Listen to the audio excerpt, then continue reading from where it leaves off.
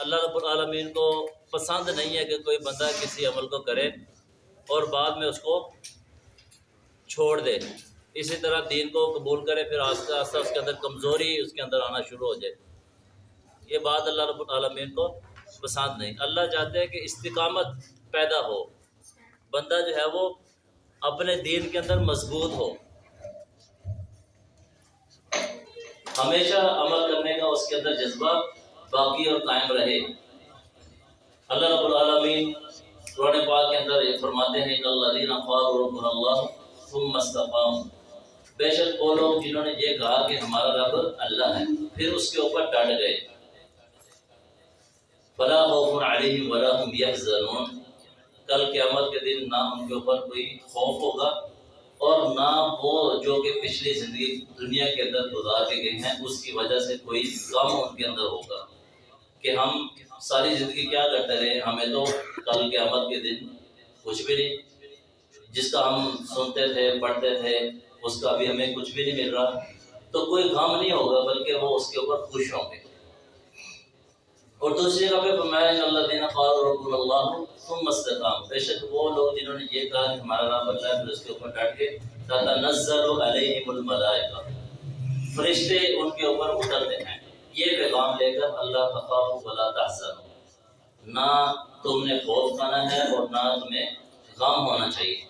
وابشروا بالجنۃ التي کنتم توعدون، اس جنت کی ساتھ خوشخبری ہو تمہیں کہ جس کا تم سے وعدہ کیا جاتا ہے.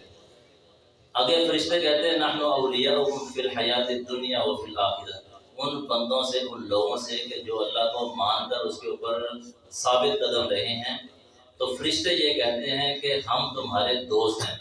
دنیا کی زندگی میں وفی الآخرہ اور آخرت کی زندگی میں. وَلَكُمْ فِيهَا مَا تَشْتَهِي أَنفُسُكُمْ وَلَكُمْ فِيهَا مَا تَدَّعُونَ،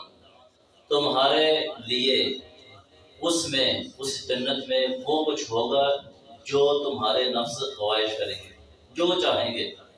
اور وہی ملے گا جو تم مانگو گے. نزلا من غفور الرحیم، یہ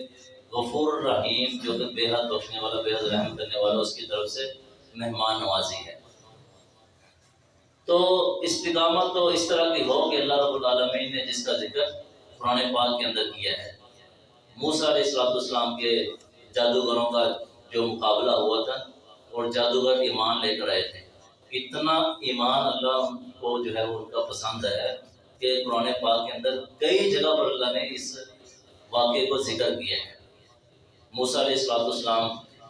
کے سامنے جو ہے وہ بڑے بڑے فرعون نے جادوگر اکٹھے کیے مقابلہ کرنے کے لیے، اس کے جو دین کی دعوت دیتا ہے موسیٰ جو ہے وہ اس کو ختم کرنے کے لیے جادوگروں کو اس نے اکٹھا کر لیا اور بڑے بڑے چوٹی کے جادوگر بلائے. جادوگر بھی سارے تصور کریں کہ سارے میدان میں جادوگر جمع ہوئے ہیں اور ایک طرف اکیلے موسیٰ علیہ السلام. اللہ فرماتے ہیں وَجَاءُوا بِسِحْرٍ عَظِيمٍ، بہت بڑا جادو لے کر آئے تھے، وہ کمال کا جادو انہوں نے کیا. حتیٰ کہ موسیٰ علیہ السلام اللہ فرماتے ہیں کہ موسیٰ نے بھی اپنے دل کے اندر خوف محسوس کرنے لگا. اللہ کے نبی ہیں، اللہ سے رابطے میں ہیں، لیکن اس کے باوجود جو ہے وہ اتنا عظیم جادو تھا کہ موسیٰ علیہ السلام کے اندر خوف سا پیدا ہوا. تو اللہ رب العالمین نے فرماتے ہیں قُلْنَا لَا تَخَفْ، ہم نے کہا نہ ڈرو، إِنَّكَ أَنْتَ الْأَعْلَىٰ، بے شک آپ ہی بلند رہو گے. تو آپ اپنے ہاتھ کے اندر جو ڈنڈا ہے اس کو پھینکو. موسیٰ علیہ السلام نے اس ڈنڈے کو پھینکا تو جو وہ رسیاں تھی، وہ لاٹھیاں تھی جو جادوگروں نے پھینکی تھی، جو سانپ بن گئے تھے، وہ ڈنڈا جو ہے وہ سانپ بڑا اژدہا بن کر وہ سب سانپوں کو کھا گیا. وہ ان کی رسیاں اور ڈنڈے جو سانپ بنے تھے ہل رہے تھے وہ سب کو نکل گئے، سب کو ختم. اب جادوگروں نے یہ کہا کہ یہ کوئی جادو نہیں ہے، یہ کوئی اور علم ہے اس کے پاس. تو وہ سارے جو ہے وہ اس بات کو تسلیم کر کے انہوں نے جو ہے وہ جادوگروں نے ایمان لانے کا ارادہ کیا اور وہ مومن ہو گئے، سب مسلمان ہو گئے. فرعون نے یہ کہا کہ تم نے میری اجازت سے پہلے ایمان قبول کیا ہے، میں نے تو تمہیں نہیں کہا. تو ایسا لگتا ہے کہ جیسے تم نے کوئی چال چلی تھی، یہ تمہارا بڑا ہے کوئی موسیٰ، تو تم نے کوئی ساز باز کی تھی کہ ایسے ہوگا تو ایسے کرنا، پھر بعد میں ہم مسلمان ہو جائیں. یہ کوئی تمہارا بڑا لگتا ہے.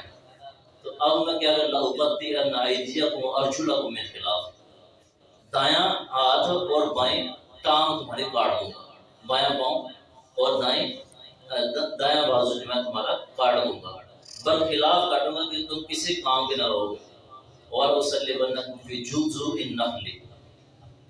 کھجوروں کے درختوں کے تنوں کے اوپر تمہیں سولیوں سے لٹکا دوں گا۔ تو جادوگروں نے آگے سے کیا کہا، اِنَّا آمَنَّا بِرَبِّنَا لِيَغْفِرَ لَنَا خَطَايَانَا وَمَا أَكْرَهْتَنَا عَلَيْهِ مِنَ السِّحْرِ، ہم اپنے رب کے اوپر ایمان لا چکے ہیں اس لیے کہ تاکہ وہ معاف کر دے ہمارے گناہوں کو، اور اس چیز کو بھی معاف کر دے جس پر تو نے ہمیں مجبور کیا تھا جادو کرنے سے، وہ بھی اللہ معاف کر دے۔ فقط ما انت قاض، جو تو نے فیصلہ کرنا ہے کر لے، اب ہم ایمان لا چکے ہیں، اب ہم نہیں پھرنے والے۔ یہ استقامت تھی ان کے ایمان کے اندر کہ انہوں جادوگروں نے یہ بات تو تسلیم کر لی کہ مر مٹنا تو تسلیم کر لیا، لیکن سجدے میں گر گئے اور ایمان لے کر آئے، اس سے ہٹنا انہوں نے دوبارہ نہیں کیا۔ یہی استقامت ہے کہ اللہ رب العالمین کی خاطر پھر بندہ تکلیف کو، مصیبت کو، پھر پریشانی کو جھیلے، لیکن اللہ کے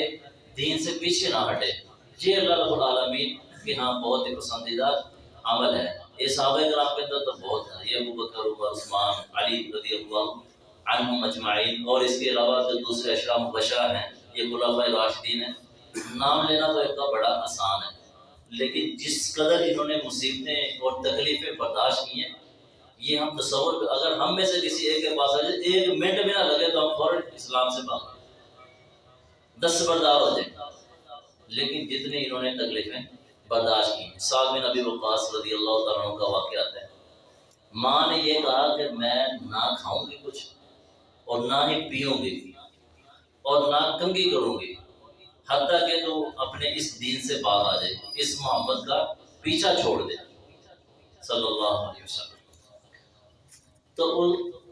سعد بن ابی وقاص رضی اللہ تعالیٰ عنہ کہنے لگے،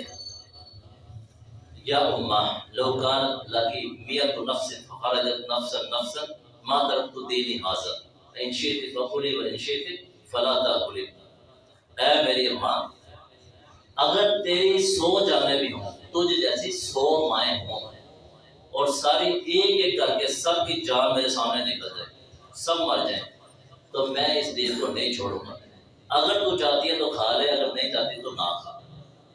لیکن میں اس دین کو نہیں چھوڑ سکتا۔ یہ صحابہ ہے، رسول اللہ صلی اللہ علیہ وسلم کی جب اطاعت کی ہے تو پھر انہوں نے اپنی جان بھی قربان کر دی،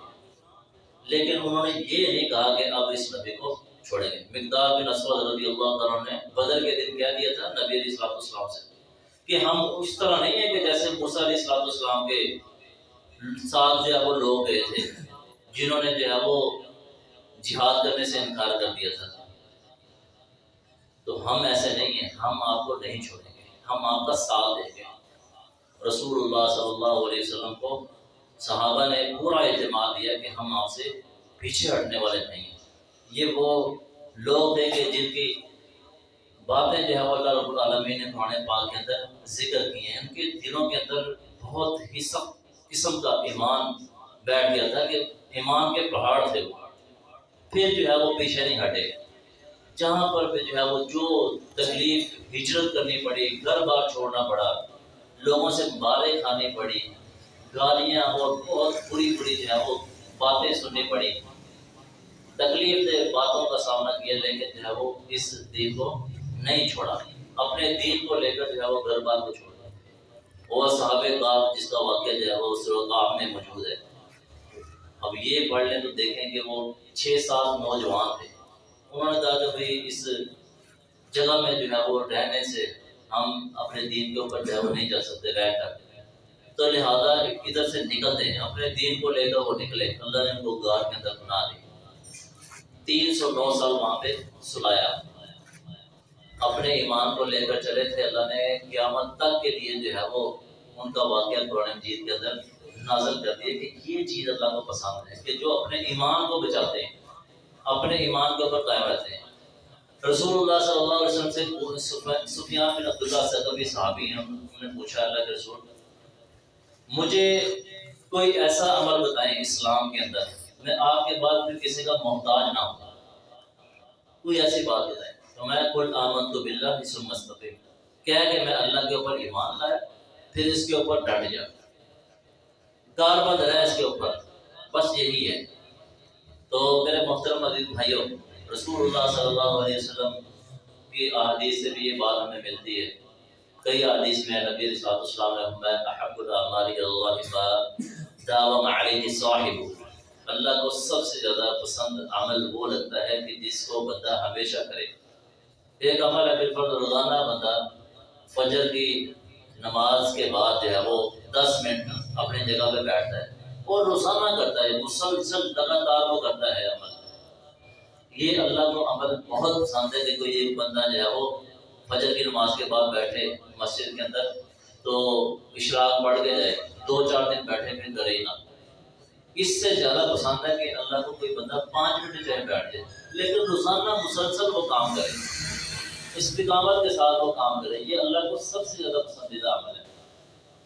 اور رسول اللہ صلی اللہ علیہ وسلم کی سنت مبارکہ تھی کہ آپ صلی اللہ علیہ وسلم کانا اذا عمل عملا اثبتہ، کہ جب نبی صلی اللہ علیہ وسلم کوئی کام کر لیتے نا، عمل کرتے پھر آپ اس کو ہمیشہ کرتے، ثابت قدمی اس کے اوپر اختیار کرتے۔ تو بہت سے ایسے اعمال ہیں رسول اللہ صلی اللہ علیہ وسلم کے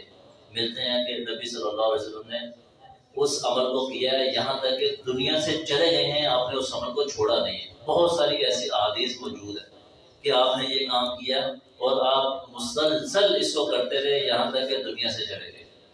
تو یہ چیز ہے کہ بھائیو دین کے ساتھ جب یہ نماز پڑھی ہے تو اگلی نماز کے لیے جو ہے وہ اور کوشش ہونی چاہیے، اور جو ہے وہ خوشی کے ساتھ بندے کو اپنے ذہن کے اندر یہ رکھنا چاہیے کہ اگلی مغرب کی نماز پڑھنی ہے تو انشاءاللہ ٹائم پہ آ کر اور اچھے جو ہے وہ طریقے سے، اگر بالفرض وضو ہے تو پھر وہ ٹائم پہلے آ کے دعا کرنی ہے، اس طرح پھر عشاء کی نماز ہے اس کا جو ہے وہ اور زیادہ بندہ اہتمام کر کے، اسی طرح ہر عمل کے اندر جو ہے وہ بندہ جذبے کے ساتھ کرے اور خوشی سے کے ساتھ کرے، مسلسل اس کو کرے، یہ اللہ رب العالمین کے ہاں بہت ہی اچھا طریقہ ہے۔ اللہ رب العالمین اس کو بہت پسند کرتے ہیں، اور جو ہمارے اندر سستیاں ہیں، کوتاہیاں، اللہ رب العالمین اس کو دور کرنے کی توفیق عطا فرمائے۔ اپنے دین کے اندر، اعمال کے اندر اللہ رب العالمین ہمیں استقامت پیدا کرنے کی توفیق عطا فرمائے۔ سبحان ربک رب العزت